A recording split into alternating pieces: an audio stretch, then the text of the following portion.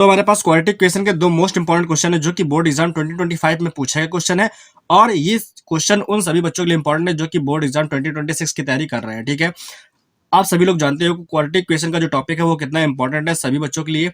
तो quadratic equation के ये दो क्वेश्चन जो हम आपके लिए लेकर के आए आज के इस लेक्चर में, वो हमारे पास सबसे ज्यादा इंपॉर्टेंट क्वेश्चन है, क्योंकि उसमें से एक क्वेश्चन है केस स्टडी बेस्ड क्वेश्चन। ठीक है, अब बोर्ड एग्जाम में केस स्टडी बेस्ड भी क्वेश्चन आते हैं, तो उनको भी आप लोग देख लो ध्यान से। हमारे सामने क्वेश्चन ये है कुछ तरीके का, देखो यहाँ पर क्या लिखा है। सबसे पहले तो ये केस स्टडी बेस वाला क्वेश्चन हम सॉल्व करते हैं। इसके अंदर हमको क्या कहा गया है, कहा गया a garden designer is planning a rectangular lawn that is to be surrounded by a uniform walkway. आपको फिगर में साफ साफ दिख रहा है कि किस तरीके का गार्डन है, और इसके चारों तरफ जो व्हाइट कलर का वॉकवे बनाया गया है इसको देख सकते हो आप। ठीक है, उसके नीचे एक ज्योमेट्रिकल डायग्राम भी बना हुआ है इसके अंदर, है ना। अब क्वेश्चन को रीड करो, उसके बगल में क्या लिखा है, the total area of the lawn and the walkway is 360 square metre. ठीक है, कहने का मतलब क्या है, जो एरिया गार्डन का है, ठीक है, और उसके वॉकवे का, दोनों का एरिया मिला करके हमारे पास दिया गया 360 मीटर स्क्वायर। ठीक है, उसके बाद हमसे क्या कहा गया, the width of the walkway is same on all sides. ठीक है, जो वॉकवे है वो हर तरफ से क्या है, उसकी जो विड्थ है वो हर तरफ से सेम है। ठीक है, चारों तरफ की बात करी जा रही है। The dimension of the lawn itself, अब सिर्फ और सिर्फ हमको लॉन की डायमेंशन दे रखी है, यानी कि लेंथ और विड्थ दे रखी है। क्या है, लेंथ है 12 मीटर और विड्थ हमारे पास 10 मीटर। ठीक है, अब क्या कहा, based on the above information given below answer the following questions. ठीक है, अब हमारे पास कुछ क्वेश्चन है जिनका हमें आंसर करना है। ये एक 5 मार्क क्वेश्चन है, बहुत इंपॉर्टेंट क्वेश्चन है, इसको आप लोग सॉल्व जरूर करना और इसका सोल्यूशन एक बार जरूर देख लेना। ठीक है, देखो हमसे क्या कहा गया है, हमसे नंबर एक क्वेश्चन के देखो फर्स्ट के अंदर कहा गया, formulate the quadratic equation representing the total area of the lawn and the walkway taking width of walkway is equal to x metre. ठीक है, हमसे कहा गया जो वॉकवे है इसकी जो लेंथ है वो हमें x मीटर लेनी है, और क्या करना है, इस पूरे का एरिया हमें क्वाड्रेटिक इक्वेशन की फॉर्म में लिखना है। ठीक है, यानी कि इस लॉन का और वॉकवे का टोटल जो एरिया है वो हमको गिवन है, और उसको हमें क्या करना है, क्वाड्रेटिक इक्वेशन की फॉर्म में लिखना है। ठीक है, ये तो पहला क्वेश्चन हो गया। सेकंड क्या है इसके अंदर,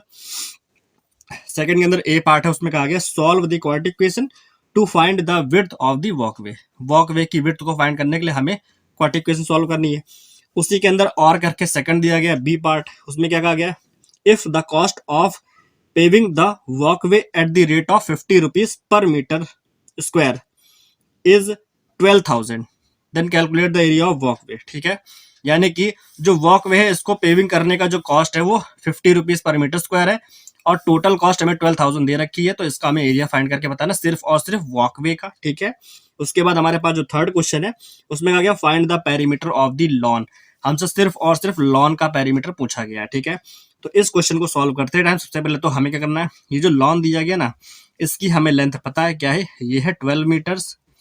ठीक है, और जो विड्थ है वो है 10 मीटर्स। ठीक है, अब ये देखो, अगर हम लॉन के साथ में वॉकवे को अगर अटैच करते हैं तो यहाँ पर भी x मीटर बढ़ जाएगा और यहाँ पर भी x मीटर बढ़ जाएगा, यानी कि जो टोटल वॉकवे प्लस जो लॉन है इस पूरे की लेंथ अगर हम देखेंगे तो हमारे पास 12 प्लस x, इधर का भी x ऐड होगा, इधर का भी x ऐड हो जाएगा। ठीक है, तो जो इसकी लेंथ है वो हो जाएगी 12 प्लस 2x हो जाएगी।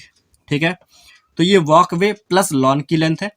अगर हम वॉकवे प्लस लॉन की विड्थ की बात करें तो ये 10 मीटर्स है, ऊपर भी x और नीचे भी x, तो टोटल विड्थ क्या हो जाएगी 10 प्लस 2x। ठीक है, तो जो टोटल विड्थ है हमारे पास वो हो जाएगी 10 प्लस 2x मीटर्स। ठीक है, ये किसकी विड्थ है, ये वॉकवे प्लस लॉन की विड्थ है। ठीक है, क्योंकि हमें सबसे पहला जो क्वेश्चन सॉल्व करना है वो आपके सामने है, क्या लिखा है, लिखा है formulate the quadratic equation representing the total area of the lawn and the walkway. ठीक है, और हमें x लेना है इसके अंदर, है ना।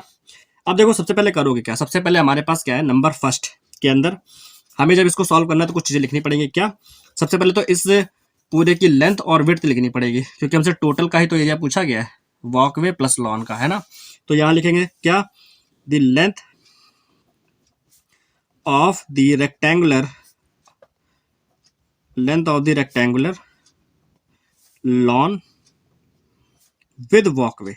ठीक है, यहाँ पे हम क्या करेंगे, विद वॉकवे लिखेंगे, क्योंकि हमने लॉन की वॉकवे के साथ में लेंथ यहाँ पे लिखी है। क्या है ये हमारे पास है 12 प्लस 2x, तो यहाँ पे लिख देंगे 12 प्लस 2x मीटर्स। ठीक है, लेंथ लिख दिया। अब इसके लिखेंगे विड्थ, तो यहाँ पर सेम यही पूरा लिखेंगे, क्या लिखेंगे, width of the rectangular lawn with walkway, ठीक है, लॉन विद वॉकवे।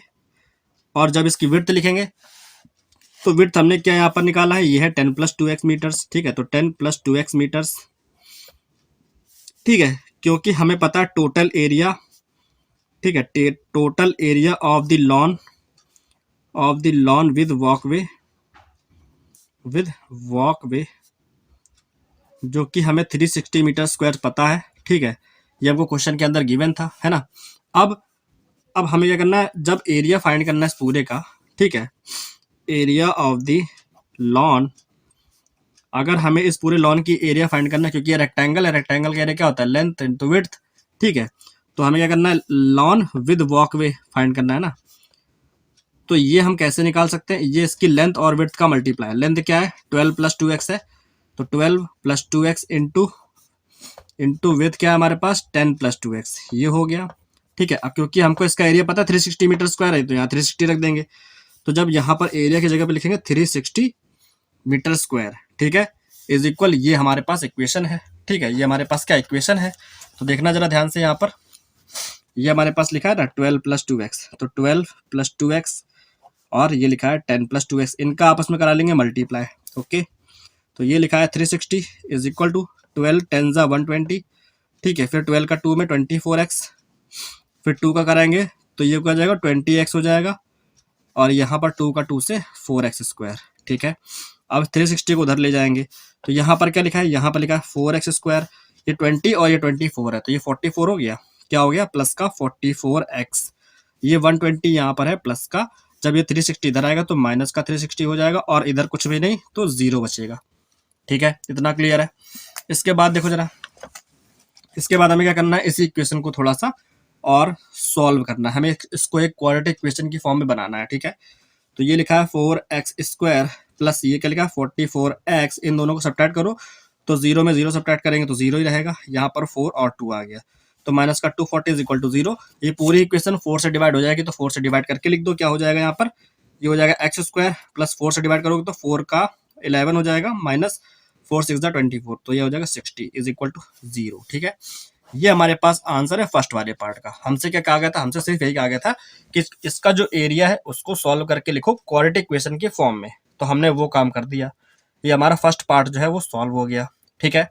अब इसी के अंदर हमसे क्या क्या सेकंड पार्ट देखो यहाँ पर क्या लिखा है इसके अंदर, सेकंड पार्ट में हमसे कहा गया है, सेकंड पार्ट का ए वाला क्या है, solve the quadratic equation two find the width of the walkway, ठीक है, यानी कि अब हमें इसी क्वाड्रेटिक इक्वेशन को सॉल्व करके विड्थ फाइंड करनी, यानी कि एक्स का वैल्यू फाइंड करना है, ठीक है। तो देखो हम क्या करेंगे इसके लिए सिंपली हमें क्या करना होगा, सेकंड का ए पार्ट है, ठीक है, जो हमारे पास क्वाड्रेटिक इक्वेशन है वो यहाँ पर लिखो, तो यहाँ पे लिखेंगे द क्वाड्रेटिक इक्वेशन इज हमारे पास जो इक्वेशन थी वो क्या थी, x² + 11x माइनस क्या था 60 इज इक्वल टू 0, ठीक है। अब इसके फैक्टराइज करने तो फैक्टराइज तो आराम से आप कर सकते हो, मल्टीप्लाई कराने पर 60 लाना है और सब्ट्रैक्ट करने पर क्या लाना है 11 लाना है, ठीक है, तो 15 और 4 15 4 60 और 15 - 4 क्या हो जाएगा 11 हो जाएगा, तो फैक्टर कर लो, x² + 15x माइनस का 4x minus 60 is equal to 0, ये हो गया। इन दोनों में से x कॉमन करो, x + 15 आएगा, इन दोनों में से माइनस का 4 कॉमन करो तो x + 15 आएगा।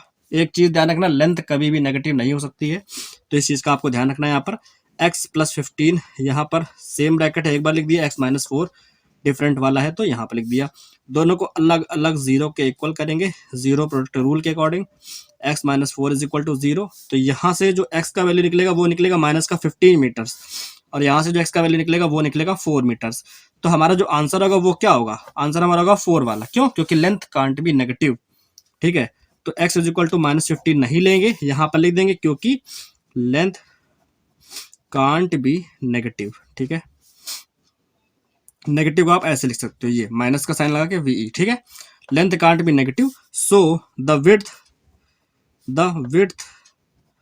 Of the walkway is 4 metres, ठीक है, ये हमारे पास आ गए विड्थ। अब इसके बाद उसका बी वाला पार्ट था वो क्या था, वो देख लो हमारे पास क्या लिखा है क्वेश्चन के अंदर, बी पार्ट के अंदर हमसे लिखा है if the cost of paying the walkway at the rate of 50 rupees per metre square, ठीक है, तो इसी का जो ए पार्ट था, अब हम बी पार्ट भी सॉल्व करते हैं, ठीक है, सेकंड का बी पार्ट है ना।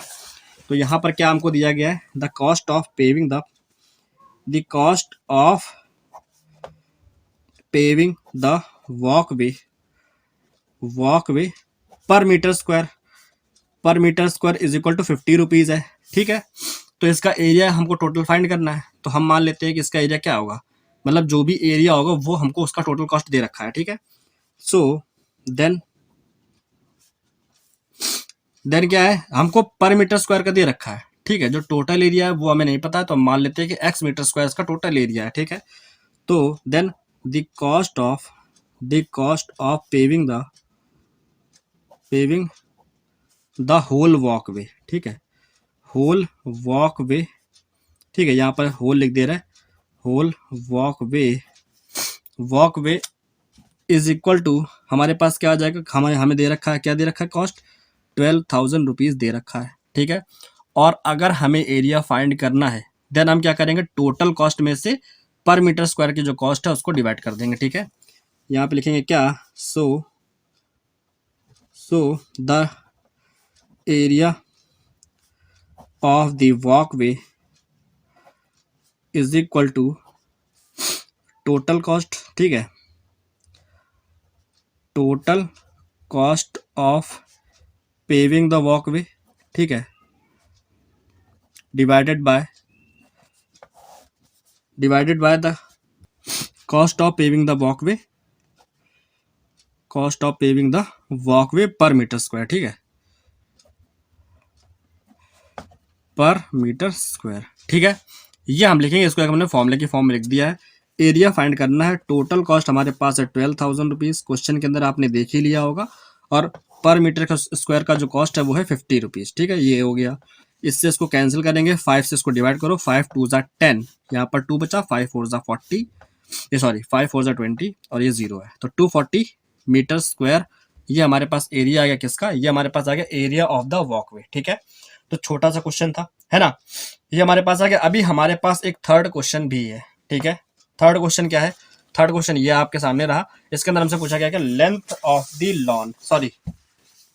द लॉन नहीं, हमसे पूछा गया पेरीमीटर ऑफ द लॉन। ठीक है, तो हमसे जब पेरीमीटर पूछा गया है तो क्वेश्चन नंबर थर्ड के अंदर देखो क्या होगा कि हमें लेंथ लिखनी होगी लॉन की, ये तो हमको स्टार्टिंग से ही पता है ना, लेंथ ऑफ द लॉन ये हमारे पास क्या था, 12 मीटर्स था। ठीक है, एंड विड्थ, ठीक है, विड्थ ऑफ द लॉन, ठीक है, जो हमारे पास विड्थ है वो है कितनी, 10 मीटर्स। अब क्योंकि पेरीमीटर का जो फॉर्मूला होता है पेरीमीटर का, ठीक है, पेरीमीटर ऑफ द लॉन वो हमें पता क्या होता है, 2 लेंथ प्लस ब्रेथ। ठीक है, 2 इंटू लेंथ प्लस ब्रेथ ये होता है हमारे पास। ठीक है, तो हम क्या करेंगे, जब हमें इसका फाइंड करना है तो एल की जगह पे 12 प्लस ब्रेथ हमारे पास कितनी होगी, 10, इन दोनों कर दो ऐड, ये होगा 22, तो 12 ये हो जाएगा 22 इंटू 2 44 मीटर। ये हमारे पास क्या पेरीमीटर ऑफ द लॉन। ठीक है, क्योंकि हमको लॉन के जो डायमेंशन है वो तो स्टार्टिंग से ही पता है ना, लॉन का जो डायमेंशन है वो हमको स्टार्टिंग में क्वेश्चन में बता दिया गया था कि 12 और 10 मीटर्स है, इसी वजह से हम इसका जो पेरीमीटर स्टार्टिंग में ही फाइंड कर सकते थे। लेकिन ये वाला क्वेश्चन हमको कहाँ पे दिया गया, लास्ट में, है ना। देखो यहाँ पर हमारे पास डायग्राम था ना, जो इसके अंदर देखो स्टार्टिंग में ही दिया गया था कि जो इसकी लेंथ है 12 है और इसकी जो ब्रेथ है वो है 10। तो एरिया, अब आप जानते हो ना कि आपको पेरीमीटर कैसे फाइंड करना है, पेरीमीटर का फॉर्मूला आप लोग जानते हैं, 2l+d होता है, वही लगाया हमने और सॉल्व हो गया हमारे पास। ठीक है, तो ये हमारे पास था पहला क्वेश्चन जिसको हमने अभी भी किया है सॉल्व। आज का इंपॉर्टेंट क्वेश्चन था ये वाला। अब हमारे पास जो दूसरा क्वेश्चन है वो कुछ तरीके का आपके सामने ये रहा, देखो पढ़ो इसमें क्या लिखा है। लिखा है, student scored a total of 32 marks in the class test in mathematics and science. ठीक है, साइंस और मैथमेटिक्स में इसने टोटल मार्क्स गेन किए हैं 32, और कहा गया है, क्या कहा गया है, had he scored 2 marks less in science and 4 marks more in mathematics, अगर वो मैथमेटिक्स में 4 मार्क एक्स्ट्रा गेन करता और साइंस में 2 मार्क्स कम गेन करता, देन क्या होता, the product of his marks would have been 253, देन उसके मार्क्स का जो प्रोडक्ट है वो 253 होता। तो हमें इसी की हेल्प से क्या करना है, फाइंड करना है कि उसने दोनों सब्जेक्ट में कितने कितने मार्क्स गेन किए। ठीक है, ये वाला क्वेश्चन थोड़ा सा इंपॉर्टेंट है, इसलिए इसको थोड़ा सा अंडरस्टैंड करना और ध्यान से समझना किस तरीके से सॉल्व हो रहा है। ठीक है, अब देखो इसने टोटल कितने मार्क्स गेन किए, 32, क्वेश्चन के स्टार्टिंग में गिवन है ना, a student score a total of 32 marks in the test.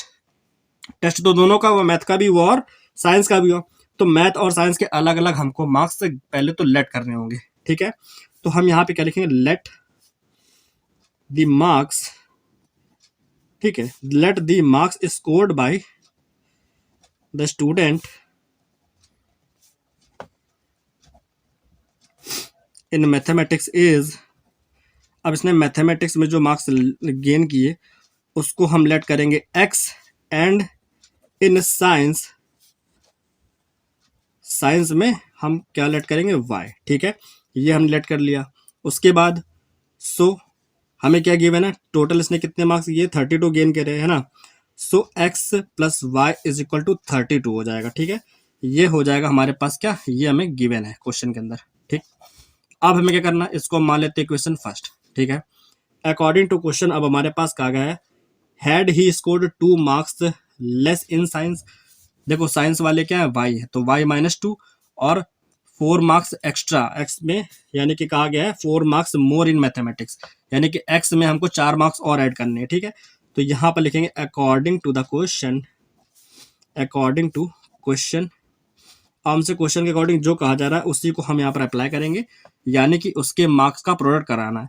अगर मैथ में उसको 4 मार्क एक्स्ट्रा मिले होते, यानी कि x + 4 होता, और साइंस में 2 मार्क्स कम होते, y -2 होता, देन इनका जो प्रोडक्ट है वो 253 के इक्वल होता, ठीक है। क्वेश्चन में यही कहा गया, हमने इसको यहाँ पर नोट कर दिया।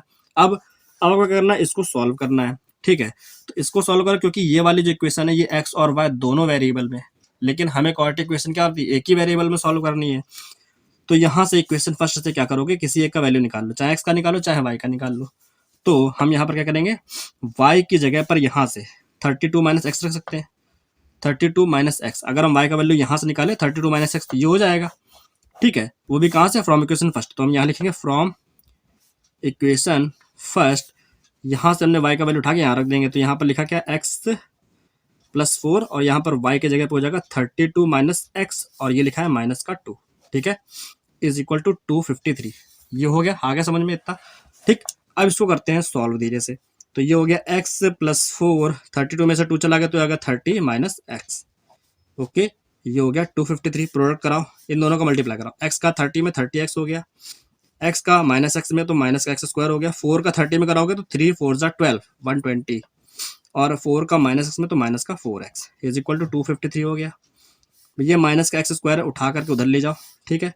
तो उधर जाकर के हो जाएगा प्लस का x², 30 में से 4 चला गया तो 26, वही प्लस का 26 उधर जाएगा तो माइनस का 26x हो जाएगा। ये 120 प्लस का उधर जाकर के माइनस का हो जाएगा, और यहाँ पर 253 ऑलरेडी है प्लस का, ये उधर जाकर के माइनस का 120 हो गया, इधर अब कुछ नहीं बचा, 0 हो गया, ठीक है। ये हमारी एक x वेरिएबल में क्वाड्रेटिक इक्वेशन बन गई है। इसको हम कर लेते हैं सॉल्व। तो ये हमारे पास क्या लिखा है, x² माइनस का 26x, इन दोनों को सब्ट्रैक्ट करो, 3 में से 0 0, और यहाँ पर क्या हो जाएगा 5 और 3, 5 और 2 ये हो गया 3, यहाँ पर 3 हो जाएगा, ठीक है, क्योंकि हम सब्ट्रैक्ट कर रहे हैं, सॉरी 3 3, और यहाँ पर 2 - 1 1, ठीक है। देखो जब भी 133 आपको दिखेगा तो आपको पता है कि 133 जो है सिर्फ और सिर्फ 19 के टेबल में आता है, ठीक है। किसके टेबल में आता है, 19 के टेबल में, ठीक है। अब 19 7 = 133 होता है, और 26 को अगर आप फैक्टर करो तो जाहिर सी बात हमारे पास यही फैक्टर बनेंगे, ठीक है। कौन कौन से, 19 और 7, 19 और 7 को ऐड करो तो 26 आ जाएगा। तो हम इसके फैक्टर करेंगे क्या, माइनस का 19x माइनस का 7x plus 133 is equal to 0, ठीक है। ये हो जाएंगे इसके फैक्टर। दोनों में से x कॉमन करो तो ये हो जाएगा x माइनस का 19, दोनों में से 7 कॉमन करो तो माइनस का 19 हो जाएगा ये भी। अब x - 19 दोनों के पास है, x - 7 ये हो गया। अब क्या करोगे, दोनों को अलग अलग 0 कर दो, तो x - 19 is equal to 0, x - 7 is equal to 0, x का वैल्यू आ गया 7 और यहाँ से आ गया 19, ठीक है।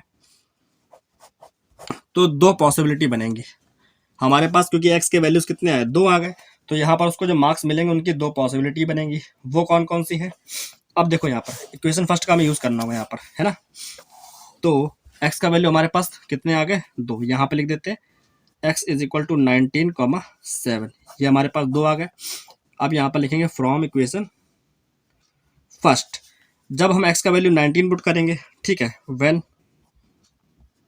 x is equal to 19 then अगर यहाँ पर 19 रखेंगे x की जगह पर तो 19 उधर जाकर सब्ट्रैक्ट हो जाएगा 32 में से, तो y इज इक्वल टू क्या आएगा 32 माइनस 19, यानी कि हमारे पास जो y का वैल्यू है वो क्या हो जाएगा यहाँ पर, ये हो जाएगा हमारे पास 13। ठीक है, जब x का वैल्यू 19 है देन y का वैल्यू 13 है, और जब x का वैल्यू हम क्या रखेंगे 7, when x is equal to 7 then क्या हो जाएगा, देन y का वैल्यू हो जाएगा 32 माइनस 7 जो कि 25 आएगा। क्या आ जाएगा 25 आ गया। ठीक है, तो हमारे पास दो पॉसिबिलिटी है, यानी कि हमारे पास उस स्टूडेंट को जो मार्क्स मिले वो क्या मिले, x इज इक्वल टू जब 70, जब उसको क्या x हमारे पास था क्या मैथमेटिक्स वाले मार्क्स, y क्या है साइंस वाले मार्क्स, जब उसको मैथमेटिक्स में 19 मिलेंगे तो साइंस में 13 मिले होंगे। ठीक है, जब उसको मैथ्स में 7 मिले होंगे तो उसमें 25 मिले होंगे। ठीक है, ये हमारे पास के मार्क्स है। लास्ट में एक लाइन लिख सकते हो ऐसे, क्या, मार्क्स इन मैथमेटिक्स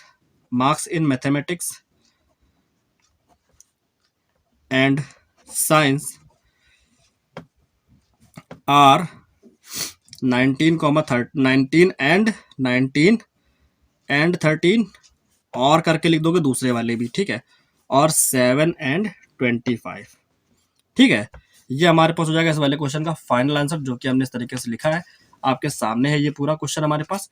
ये क्वेश्चन जो था काफी इंपॉर्टेंट क्वेश्चन था, क्योंकि हमें पता है बोर्ड एग्जाम में देखो क्वाड्रेटिक क्वेश्चन से लॉन्ग क्वेश्चन पूछे जाते हैं। ठीक है, और ये दोनों ही क्वेश्चन हमारे पास एक लॉन्ग आंसर टाइप क्वेश्चन है, जिनको अभी हमने सॉल्व कराया आपको, और जो इसके पहले case study based question solve करा है वो भी बहुत इंपॉर्टेंट था। ठीक है, अगर आपको ये दोनों क्वेश्चन समझ में आए, अच्छे लगे हैं, तो वीडियो को लाइक करो, अपने उन दोस्तों के साथ में शेयर करो जो बोर्ड एग्जाम की तैयारी कर रहे हैं। ठीक है, अगर आप चाहते हो कि इस तरीके के और भी लेक्चर्स बनाए जाए जिनके अंदर आप इंपॉर्टेंट क्वेश्चन देख सको और सॉल्व कर सको, क्योंकि लॉन्ग क्वेश्चन सॉल्व करने का इस समय आपके पास टाइम नहीं है, बोर्ड एग्जाम पास में तैयारी आप लोग कर रहे हो, तो अगर आप लोग कमेंट करते हो तो आपके लिए और भी लेक्चर्स बनाए जाएंगे, इस तरीके के और भी लेक्चर्स आएंगे। बस आपको क्या करना है, चैनल को सब्सक्राइब करना है, अपने दोस्तों के साथ में शेयर करना और वीडियो को लाइक करना है। ठीक है, तो हम आपके लिए इस तरीके के और भी लेक्चर्स लेकर के आते रहेंगे।